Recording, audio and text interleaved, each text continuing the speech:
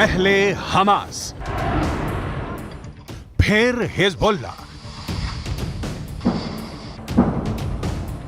इसके बाद हूथी और अब इजराइल से भिड़ने के लिए लेबनान पहुंच चुकी है बेहद खतरनाक और एलीट फोर्स इमाम हुसैन ब्रिगेड।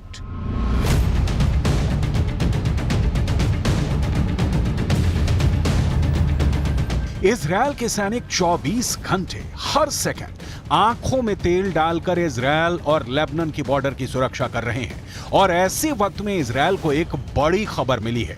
यह खबर नेतन्याहू के लिए मुसीबत पैदा करने वाली है। इमाम हुसैन ब्रिगेड को सीरिया से लेबनान में शिफ्ट किया जा चुका है और लेबनान के अंदर इस वक्त इमाम हुसैन ब्रिगेड को मौजूद बताया जा रहा है।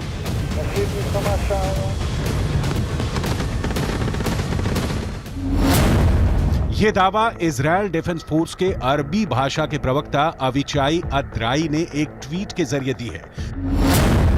ट्वीट में लिखा गया है कि हाल के हफ्तों में इजराइल के खिलाफ हिजबुल्लाह के बुरी तरह से फेल होने के बाद अब इमाम हुसैन ब्रिगेड सीरिया से लेबनान आ गई है और इसका लीडर जुल्फिकार है।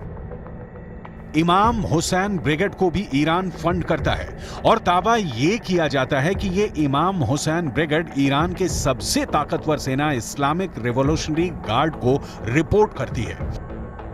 इमाम हुसैन ब्रिगेड का सीधे लेबनान में पहुंचना गुरुवार को लेबनान से एक बार में लगातार 19 हमले और फिर शुक्रवार को हिजबुल्लाह के चीफ नसरुल्लाह की फायर ब्रांड स्पीच से साफ है कि मिडिल ईस्ट में अमेरिका और इजराइल के लिए खतरा बढ़ गया है। الاحتمالات في جبهتنا اللبنانية مفتوحة.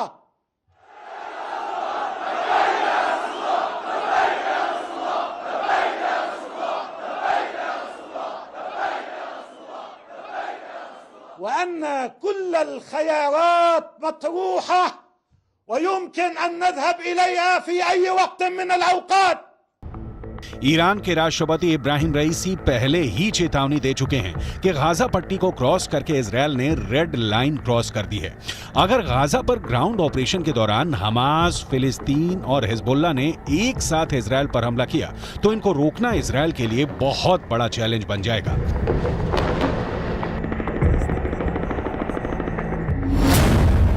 गाजा में हमास के लड़ाकों की तादाद 40 से 50 हजार के करीब है। उत्तर की तरफ लेबनान में मिलिशिया हिजबुल्लाह की तादाद 1 लाख से ज्यादा है। इनके सामने इजराइल में एक्टिव और रिजर्व फोर्स मिलाकर 6 लाख से ज्यादा सैनिक हैं। ये आंकड़े बताते हैं कि इजराइल के पास 4 गुना ताकत है।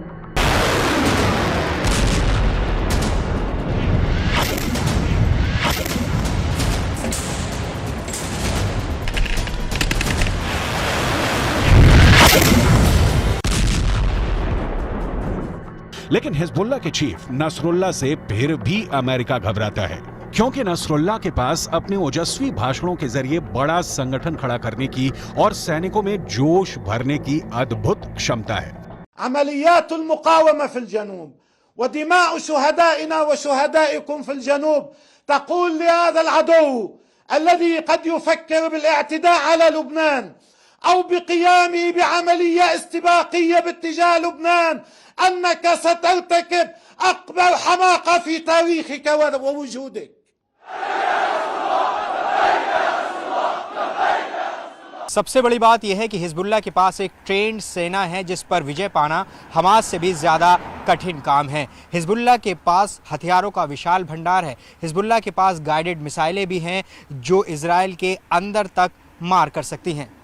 हिजबुल्लाह के पास एंटी टैंक मिसाइलों का बहुत बड़ा जखीरा है जिसकी वजह से इजराइल को नुकसान भी पहुंचा है। ये मिसाइल ईरान से सप्लाई की जाती रही है और ऐसी मिसाइलों का हिजबुल्लाह के पास बहुत बड़ा जखीरा है।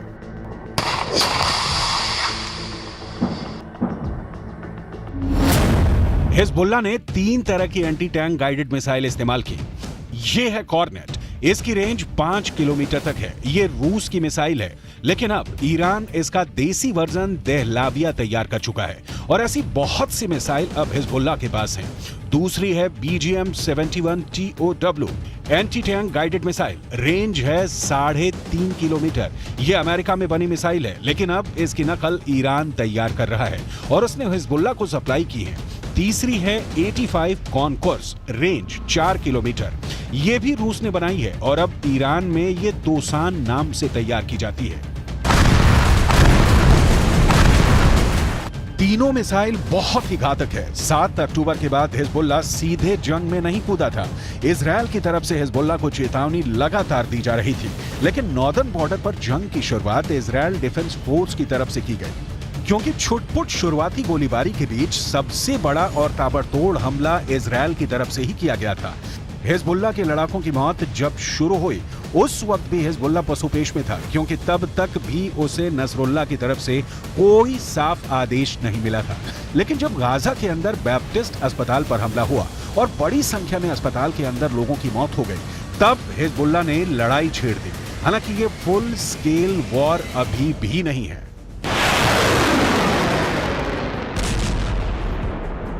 और इस 3 हफ्ते की लड़ाई में हिजबुल्लाह के अब तक 50 से ज्यादा लड़ाके मारे जा चुके हैं। अक्टूबर के तीसरे हफ्ते में तो हिजबुल्लाह के 20 से ज्यादा लड़ाके मारे गए थे, जिसके बाद इस जंग में हिजबुल्लाह धीमा पड़ता नजर आया, लेकिन बाद में धीरे धीरे वो इस जंग में फिर वापस आ गया।